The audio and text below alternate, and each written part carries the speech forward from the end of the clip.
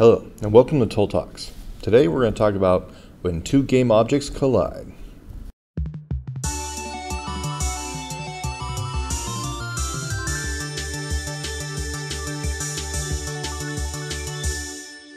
So collisions are a major point of games. Usually either something happens or you want the physics to take over.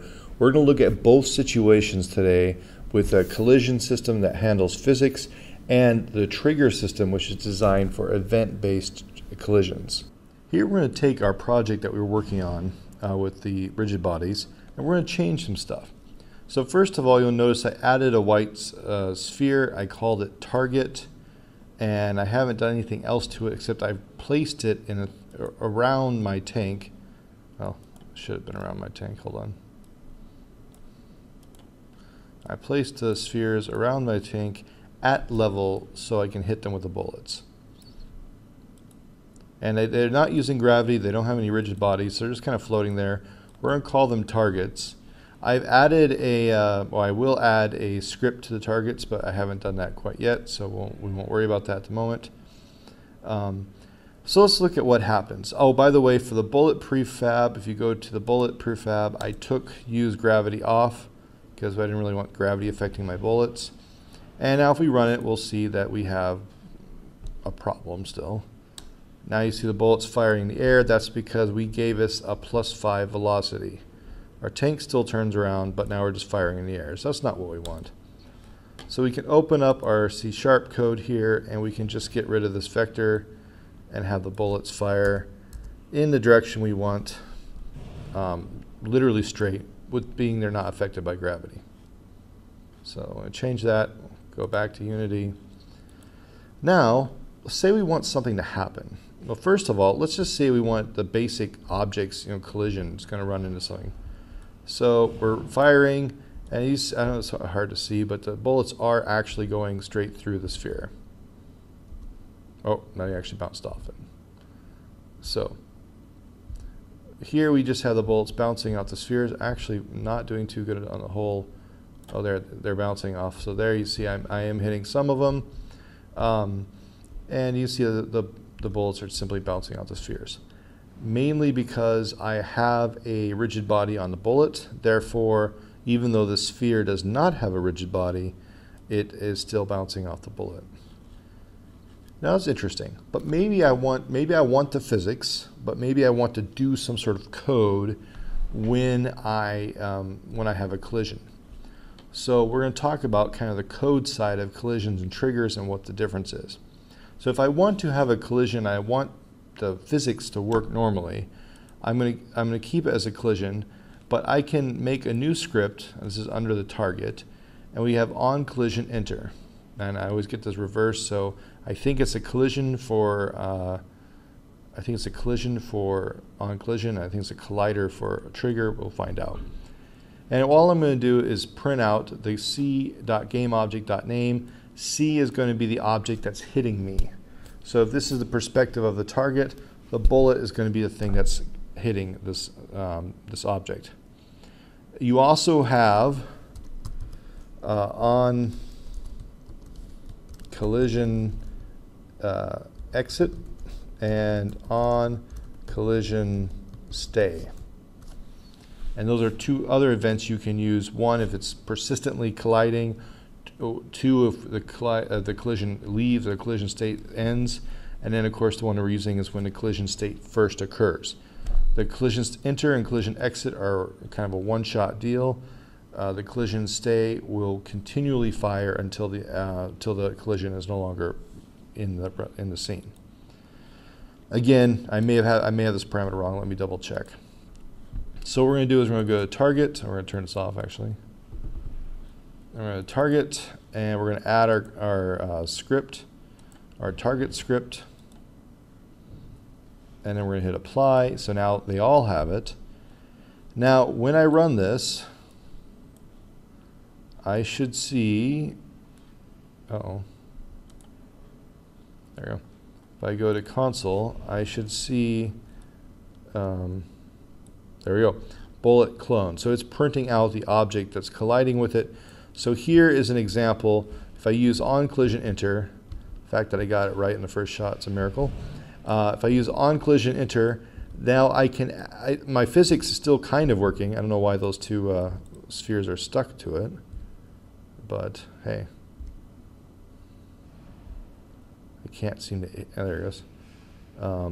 Physics is still kind of working, although a little goofy. Remember, my bullets don't have gravity on it, so it's kind of floating everywhere now. But now I have physics is still working. However, I have the opportunity to add my own code. I can now do my own code here.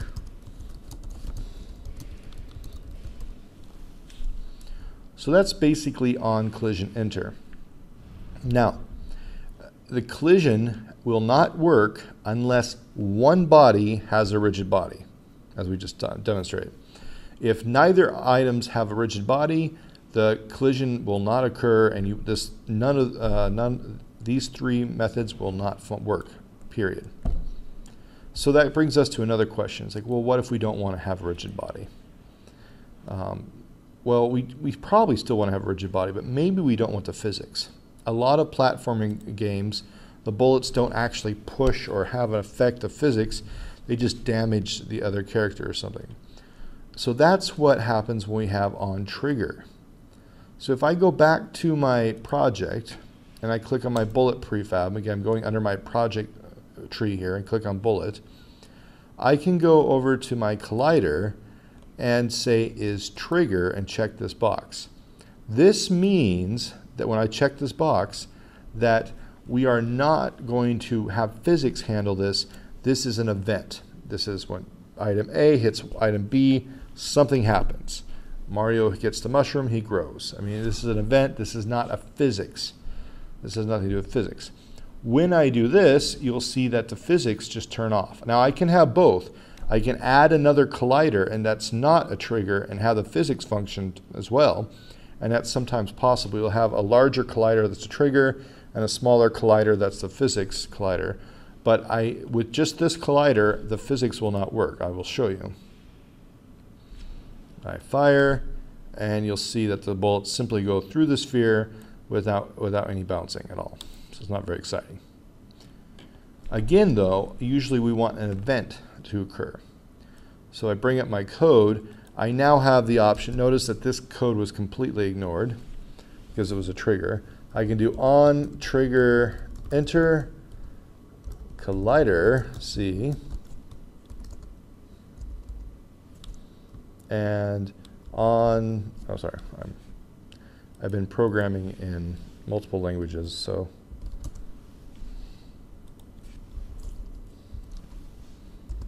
on trigger exit collider C,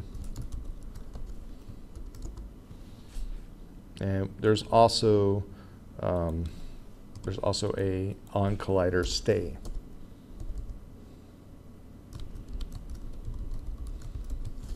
So these are two options you have, or three options you have for just the trigger on trigger stay. So here, I will simply debug.log. Again, I can do C as the collider. .game object will get me the object that hit me. In this case, the target has hit.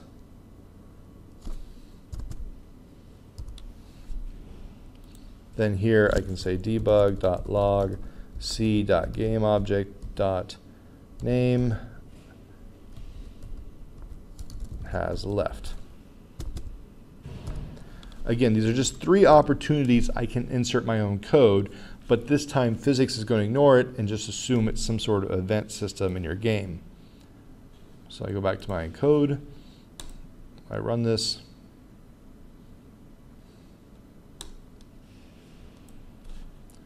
So I look at my console, bullet has hit, bullet has left.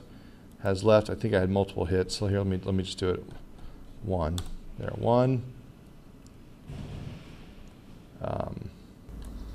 So just a quick edit. I figured out the mystery.